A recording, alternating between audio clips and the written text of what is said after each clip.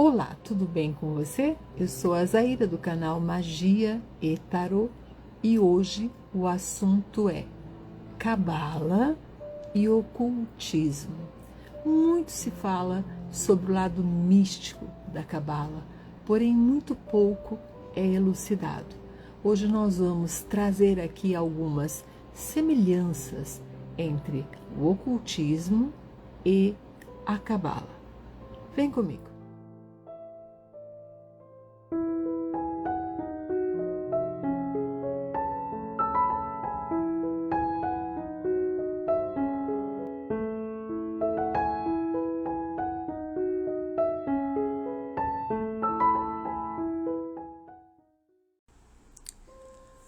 O termo cabala hoje é usado por muitos de uma forma mística que vai muito além dos limites judaicos. Nós sabemos que o judaísmo está completamente inserido na cabala, mas a cabala não necessariamente é braço do judaísmo. Existem vertentes do judaísmo que estudam, apregoam e trazem conhecimento do lado místico, porém nem todos. Hoje, talvez a cabala possa até ser mal interpretada. Em alguns lugares ela está levando o rótulo de magia branca a fim de amenizar o impacto da prática da bruxaria. A cabala reconhece Salomão como um mago da sua época e isso torna a cabala bem próxima do ocultismo.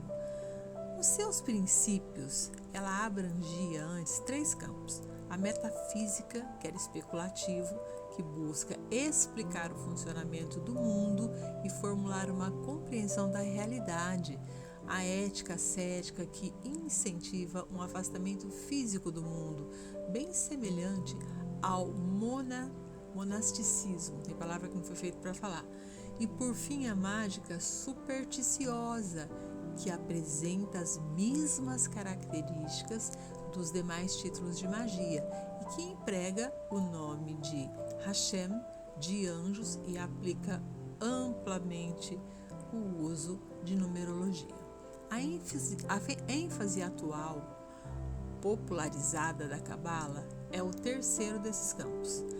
Ela tem caído no domínio não judaico, tem se dado bastante ênfase aos poderes mágicos, à comunicação com anjos e aspectos semelhantes. E aí entra a magia salomônica, certo?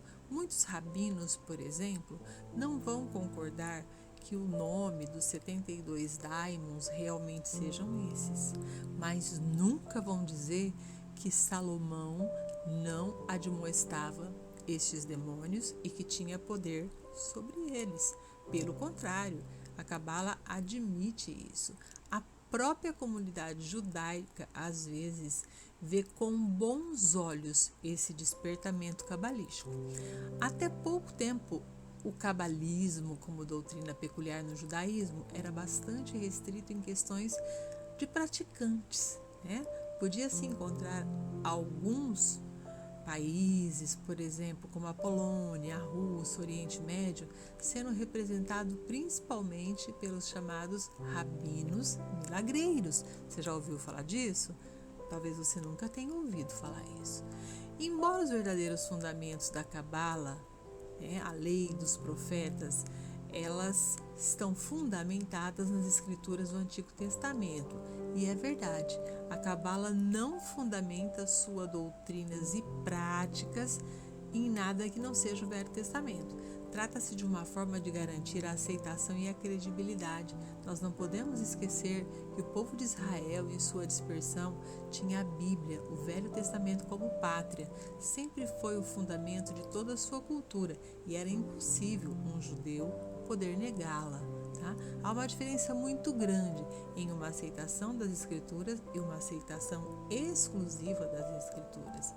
Esse assunto, ele não é raso, gente. Ele é um assunto que requer muito estudo, é um assunto de teto alto, é necessário estar aberto, receptivo para aprender. Há uma diferença ou semelhança entre Cabala, que é a parte mística, e ocultismo. Há muitos pontos aonde vão se bater e vão falar a mesma linguagem, tá? Muitas correntes religiosas estão dispostas a conhecer as autoridades do ocultismo, tá? Essa autoridade não vai ser a única, não. Muitos cabalistas são judeus, mas nem todos os cabalistas são judeus. Então aí a gente já coloca uma barreira, tá? Os judeus, se eles tiverem que derivar suas práticas e ensinos somente a cabala, eles vão rejeitar. Eles vão rejeitar porque o místico, ele é um tema, uma temática, tá? Mas ele não é a única fonte do judaísmo. Então, a cabala vai ser usada no judaísmo da forma que ela conseguir harmonizar com o conteúdo judaico, ou então ela será rejeitada. Por exemplo, isso se deu com muitos cabalistas. Eles foram constantemente influenciados por ensinos existentes ao seu redor, mais do que pelas próprias escrituras. Nem sempre é possível detectar a origem dessas influências, mas algumas vezes elas são bastante claras e discerníveis, embora já revistas anteriormente, nós devemos analisar a cabala dentro do judaísmo como um processo de aceitação, certo? A alma humana na doutrina da cabala, além de todas as bases que existem, né? Ao ser questionado, por exemplo, quais as bases cabalísticas para a transmigração de almas, o Dr. Eric Bischoff respondeu: além das indicações indiscutíveis fornecidas por numerosos versículos bíblicos, a doutrina baseia principalmente nos seguintes argumentos expostos por Manasseh ben Israel, 1604 a 1657. Punição sem crime não é compatível, uma concepção de uma ordem mundial que se baseia na bondade divina, justiça e compaixão. Não obstante, nós podemos ver com frequência pessoas justas e boas que estão constantemente sofrendo, ao passo que pessoas perversas e malfazejas desfrutam muitas vezes de uma imperturbável felicidade, quando as coisas deveriam ser com toda a justiça o inverso, que as crianças, muitas desde o nascimento, são portadoras de terríveis deficiências ou nascem como infelizes e desajustadas, em aparente contradição com a bondade do Criador, que só pode proporcionar o bem. Que essas crianças morrem prematuramente antes, ao menos, que pudessem ter pecado na terra, o que está em total contradição com a compaixão divina. Ao mesmo tempo, crianças pequenas, sem qualquer culpa possível, são atingidas por toda espécie de flagelos e acidentes. Então, somente as doutrinas de transmigração e da pré-existência resolvem esses inconvenientes de um modo lógico e satisfatório. Afirmam que os que sofrem agora expiam suas culpas acumuladas em existências prévias. Nossa, a gente quase beira o kardecismo, né? Por conseguinte, quando vivem virtuosamente, serão recompensados numa existência seguinte. Os malvados, agora felizes, foram bons numa prévia existência terrena. A gente está falando aqui claramente de reencarnação, não há como negar isso, né? Então hoje estão desfrutando de uma recompensa, enquanto que ao mesmo tempo criam para si mesmos, por meio de seus crimes, um melhor destino numa próxima vida. Reencarnação, sem sombra de dúvida. Aqueles que nasceram deformados, aleijados, são pessoas cujas almas estão deformadas porque pecaram gravemente uma existência anterior, prévia, e por essa razão entraram nesses corpos como punição. As almas daqueles que morrem jovens ou são punidos na infância ou acidentes também são almas que numa existência prévia pecaram gravemente. Portanto, como punição, olha a palavra punição aí de novo, tá? Não lhe é permitido passarem um tempo no novo corpo e logo são transmigradas para um outro, pois não só a morte, chamada a desencarnação, mas também a reencarnação é algo desagradável, difícil para a alma. Quem diz isso é a Cabala do Dr. Eric Bischoff, da editora Campos, 1996. Eu vou deixar o link aqui para vocês poderem estar consultando, tá? Então, a doutrina da reencarnação na Cabala é a mesma do espiritismo kardecista, é a mesma do ocultismo, né? Há um engano muito grande. As pessoas acham que o ocultista é aquele que só pratica o mal. Não, ele estuda o que está oculto. Então, se a doutrina da Cabala é a mesma do espiritismo kardecista, embora tenha alguns que sejam semelhantes aos hindus, olha, veja como esse assunto não pode ser um teto baixo, é difícil.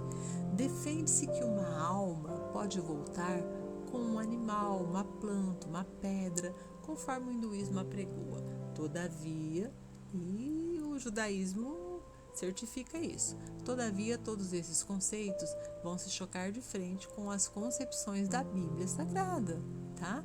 Então, embora o Dr. Bischoff tenha falado em inúmeros versículos bíblicos, isso não é verdade. Nenhum só versículo, seja do Antigo quanto do Novo Testamento, existe apoio nestas crenças. Não há qualquer referência a uma pré-existência da alma ou posterior reencarnação dela. Muito pelo contrário, ela estabelece um início único para cada ser humano, está lá em Zacarias 12:1, tá? Salmos também, 139, e um fim único para cada ser humano, né? Que está em Eclesiastes 9:10 e em Hebreus 9:27. Então, essa doutrina nasceu das páginas da Bíblia, com certeza, tá? Quanto àquilo que ele considera argumentos válidos, não são de modo algum infalíveis ou mesmo sustentáveis quando lançamos um olhar para ele e quando comparamos a versão bíblica e mesmo com a lógica. Tá?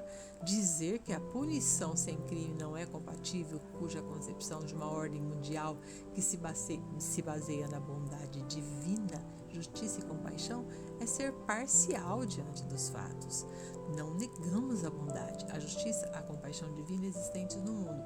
Negamos a noção que a ordem mundial esteja baseada apenas nessas coisas. As virtudes divinas são únicas, coisas operantes no cosmos. A maldade humana, a corrupção da natureza e mesmo forças espirituais do mal. Essa é a verdadeira cosmologia bíblica. Se a dor e sofrimento no mundo não são fruto da compaixão e da bondade, Deus, na sua decadência inerente à criação, puniria aquilo que ele criou, a qual teve a desobediência do homem. Hashem está muito acima disso. Se a Cabala baseasse realmente na Escritura, mesmo que fosse do Antigo Testamento, teria de reconhecer que essas coisas e não fazer, e não dizer que elas existem, tá? Olha, a gente começa já a ter choques de conhecimento, tá? Esse é um vídeo que vai acabar ficando grande, é um vídeo aula, então eu vou convidar vocês para conhecerem o segundo módulo dessa aula. A gente vai estar falando, só lembrando, tá? Das semelhanças entre ocultismo, Cabala e, quiçá, o judaísmo, tá bom? Então, eu gostaria muito que você estivesse acompanhando, porque eu estou tentando passar para vocês uma coisa que ninguém vai tomar de vocês, que é o conhecimento. Tá bom, gente? Bom, gente, temos um pontapé inicial aí, um assunto extremamente com teto alto, tá? Então, estaremos falando sobre as semelhanças de Cabala, judaísmo, passaremos pela Goétia Salomônica e muitos outros temas.